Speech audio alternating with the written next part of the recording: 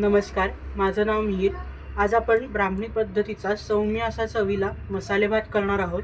त्यासाठी लागणारं साहित्य: अर्धी वाटी तोंडली, अर्धी वाटी मटाराचे दाणे, 2 वाट्या बासमती तुकडा तांदूळ, खोबरं, कोथिंबीर. फोडणीसाठी लागणारं साहित्य: जिरं, मोहरी, हळद, दाणे, लाल सुक्या मिरच्या, कढीपत्ता, काजू, थोडंसं आलं व त्या व्यतिरिक्त आपल्याला भाजलेल्या धने जिऱ्याची पूड, गोडा मसाला व गूळ आणि मीठ.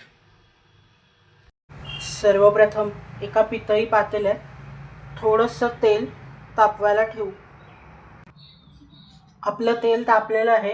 यात काजूच्या पाकळ्या तळून घेऊ.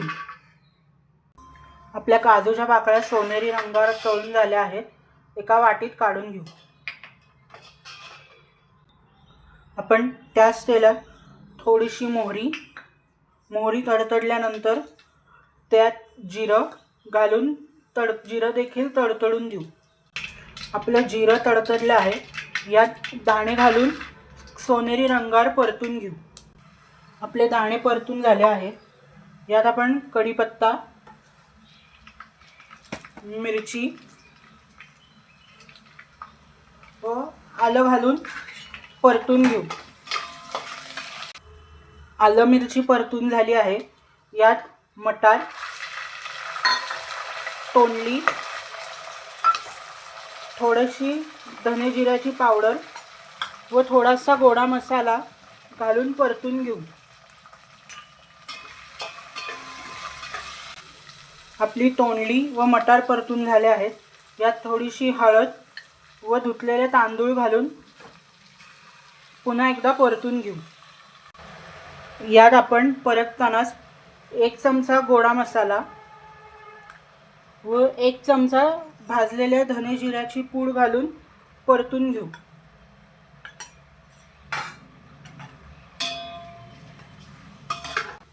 आपले तांदूळ परतून झाले आहेत.